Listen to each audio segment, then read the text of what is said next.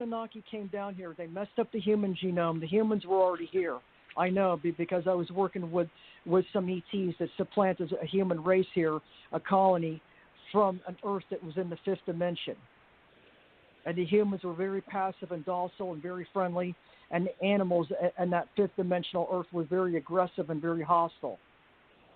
And they put them here in the colonies and stuff, and the mountains to see how they would adapt. And then they had to be taken off world when we found out it was too harsh down here for that human colony from the fifth dimensional Earth, and we returned them back home. Okay, so the humans here were messed up by the Anunnaki because they decided to make them subservient and usurp them and dummy them down to make them slaves to mine their gold, and also slaves to be used as a commodity in trade and make slave armies and stuff. The gold was specifically mined, like I said, to be used in baffles inside of these surrogate planet-class ships to scrub the atmosphere of toxins and renormalize the ratios of the different gases in those enclosed atmospheric climate control systems. I know I used to work in some of the climate control systems on the ships, colony ships docking in the backside of the sun, the moon, and the solar system. And as for heaven and hell, those are surrogate planet-class ships that are enclosed and are called Arcavanas. Nibiru is not a planet. It is another type of planet-class ship that goes around, and they can also offset the Earth's orbit and create the Great 30 Flood. seconds. And that's what they do. That's my answer. Okay, thank you. Okay, hold on. We're going to go turn on the mic for Richard. Back to Richard. Wow. Go ahead, Richard. Your answer. I thought mine was complicated, but yours panel of geniuses. Just bunch of nerds just here. Really took us out there. Okay. All yes. right. First and foremost, do I believe in heaven and hell? Well, heaven and hell are the creation of the consciousness or the overall awareness of the body of mankind that has been propagated on down through history religiously. Okay, so you're talking about many millions of minds all coinciding together to create these interdimensional realities as a specific place in time, or at least a individual reality that can be experienced by anyone who so wishes basically to do so. For example, there's not just one heaven, there's actually 18 of them. For example, hell, there's not just one hell, there's 7 of them. As far as the Anunnaki is concerned, I do believe that, in fact, their mining colonization and excerpts upon this planet were a cover, a complete cover or disguise to the universe and the galaxy and, of course, our solar system at large to put off, or what you would call sleight of hand magic, to indicate that this is what they were here for and this is what they were doing, when in reality they were completely sent or completely had the alternative motive of completely dominating mankind and making mankind into their slaves. And that's pretty much my answer. Thank you so much, Richard. Okay. Bruce, let me turn on your mic. What's your answer to that question?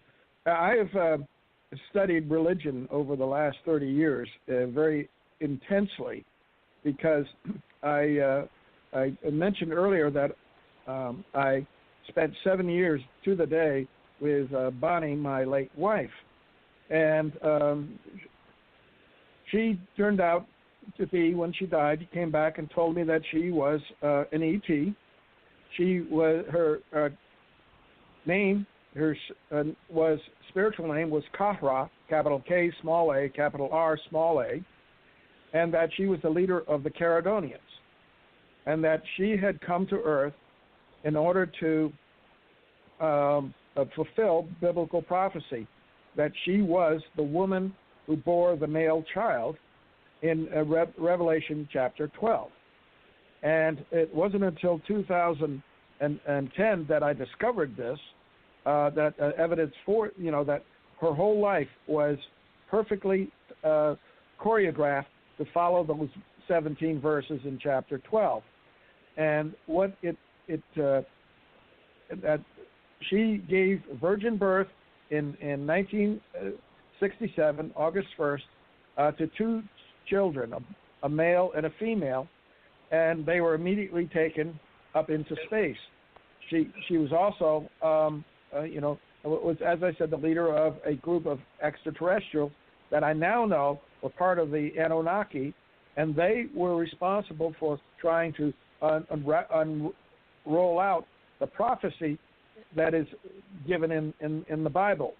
So we have I was directly involved with the beings that were part of what Richard says were the group that was enslaving mankind and trying to bring about the compliance and worship of them.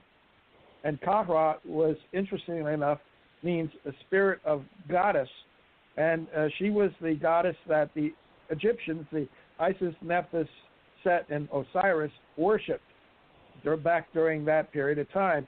She is also the writer of the Quran, the scripture in the Quran, and she said she is that the Judeo-Christian Bible is her biography.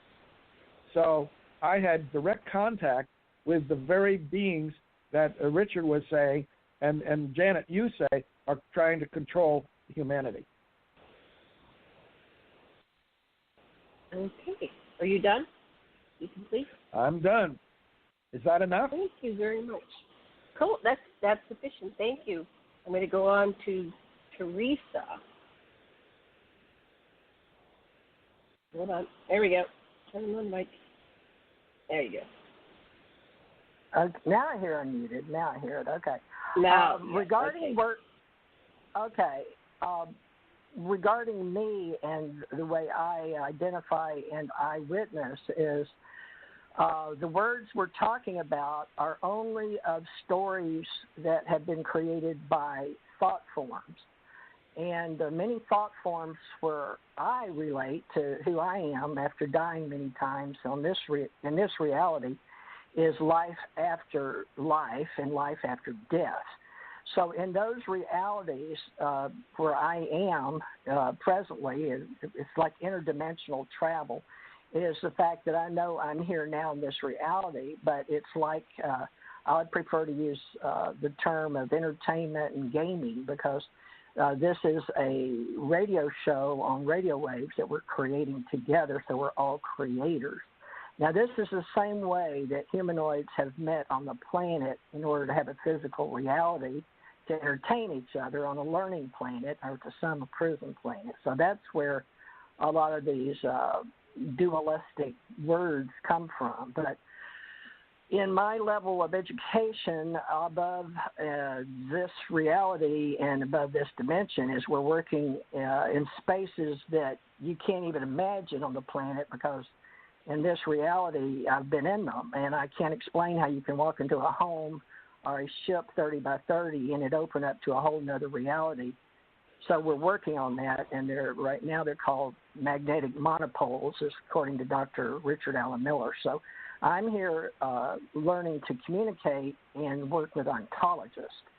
But regarding the Anunnaki, that is one of the stories that was written on this planet by people of before they could read and write, really, so they had scribes do fired clay tablets. And that is about, the word Anunnaki means those from the heavens came in human earth language that we call the business language or American English. So most theologians are aware of that, as is the intelligence community. But I can say that in this reality, that is why Iraq, they had people go in and destroy most of the Anunnaki museums in Iraq to get rid of that story. So, stories get ruined on this planet. So I'm very upset about that in this reality as a three-dimensional humanoid. So I'll end it with that. Oh, heaven and hell. Yes, those are man-made descriptions in geology. On a timeline, I've described it in a science book for the Chinese. And 0 in cyberspace is -1 and +1. Everything's 0. Therefore, put it in math. It's just a language. Thank you. Okay, my turn. Okay. So, Anunnaki, Anu was the king in Nibiru, and Ki is the name of Earth. It's those who came from heaven, Nibiru, where Anu lived, and they are his people that he sent here to Ki, to Earth, to establish a colony. And that's according to the Sumerian story. It's written in Shemiah form. So the accuracy of the original writer, was it science fiction, was it science fact? Back then they seemed to be trying to write down the history to leave for humanity, and we are their children. So the mighty story, yeah, it could be a story. All these are stories. Everybody here today's telling stories. We have all these stories written. We don't know the true motivation of the original authors of any of these stories. Were they intending it to be fact or fiction, or anything in between? Heaven and hell, according to the Anunnaki story, heaven, of course, was Nibiru. So if you were going to go, you were chosen to go back to Nibiru to visit King Anu, to go to the home planet. That was a very honored thing to do, but they didn't let just anybody in, The humans weren't allowed in. Even some of the gods, they were forbidden to return to heaven, to Nibiru. But, and then the hell part, hell was known as the Absu, the South African mines, and they still exist. So Michael Tellinger has all this information, videos and books about, he lives in South Africa and the mines, and he's found ancient lab where he created Homo sapiens, and there's all these stone henges throughout, Africa that it would have taken millions of people to make them, and there's no explanation because the population wasn't large enough to make these based on how old they are.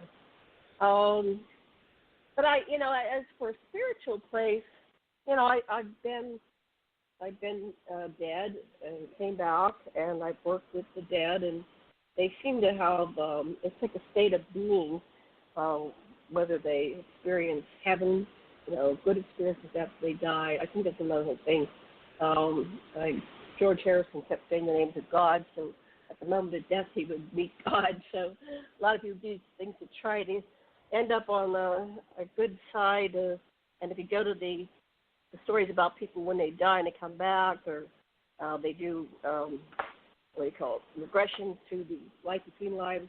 There's lots of stories of where you go, and based on what you believe or think is kind of what you carry with you. So I will end with that. And let's see, we have 46 minutes. We probably have time for one more question. Let's go back to Theresa. What question would you like to ask our panel, and start with yourself with answering it?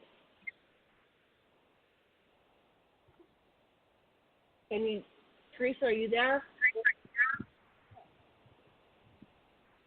Okay, we'll come back to Theresa. She's not responding. Okay, Bruce, what question would you like to ask the panel, and answer it yourself first? Okay. What I got involved with was a prophecy that was being fulfilled by one of the Anunnaki, who claims to have been, claims to be Kara, the goddess worshipped by the other lower demigods of ancient Egypt. But she also told me that she was Nin Kursag, who was the mother of Enlil and Enki, and of humanity in general. But what was fascinating by all of this is that I got to meet her children, which were actually, I was the sperm provider, and they are essentially the offspring of Kara and Bonnie and me. Bruce, in the interest and who are they? So who are they? And what Who are I they? came to They realize, being... the children.